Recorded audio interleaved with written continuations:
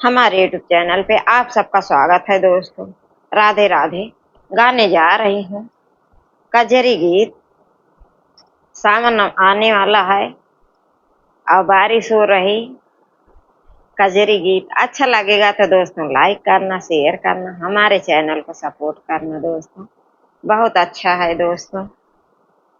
अब की सावन में साजनवा भोला घर कहिया आई बनाया। अब की सावन में साजनवा भोला घर कहिया आई बनाया। अब की सावन में साजनवा भोला घर कहिया आई बना।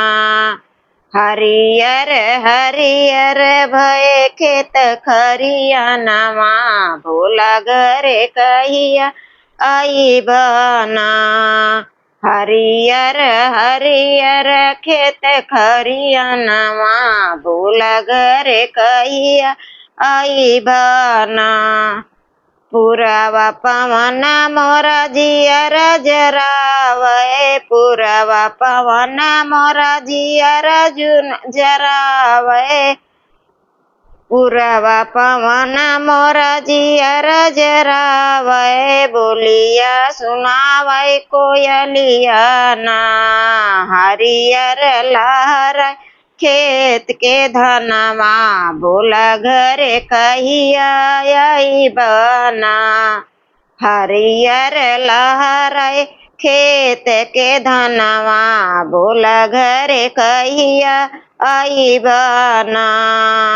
अब की सावन में साजनवा भोला घरे कहिया आई बना। अब की सावन में साजनवा भोला घरे कहिया आई बना। अब की सावन में साजनवा भोला घरे कहिया आई बना। हंसी हंसी ननदी झलुआ झूले, हंसी हंसी ननदी झलुआ झूले।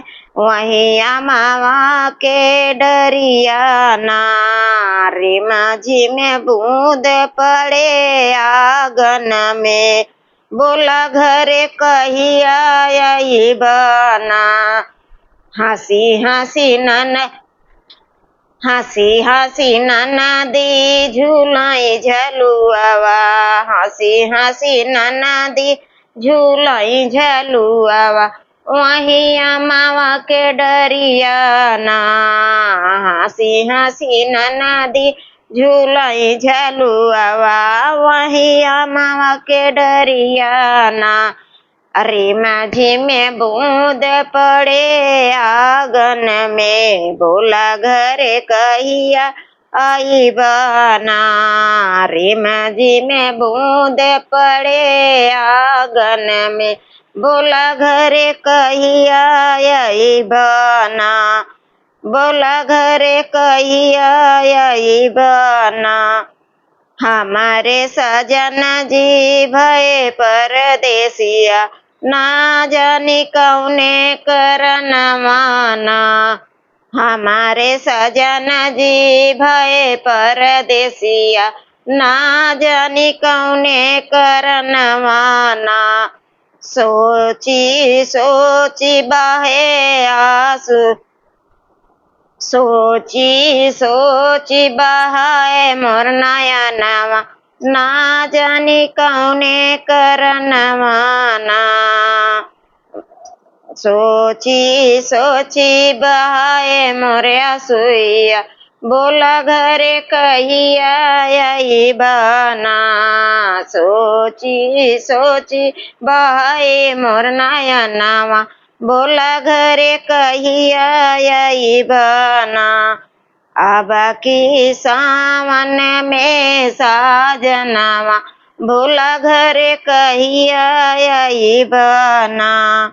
अब की सावन में साजनवा बोला घरे कहिया आईबना। रात आनी अरिया मोरे डरिया लागे, रात आनी अरिया मोर डरिया लागे, तड़पत मोरा परनवाना, तड़पत मोरा पवनवाना, तड़पत मोरा परनवाना। सुनी अखिया, सुनी अखिया मोरा ध्यानवा, लागै नाही मनवाना। बोला घरे कहिया आईबना, सुनी अखिया मोरा ध्यानवा, बोला घरे कहिया आईबना, बोला घरे कहिया आईबना।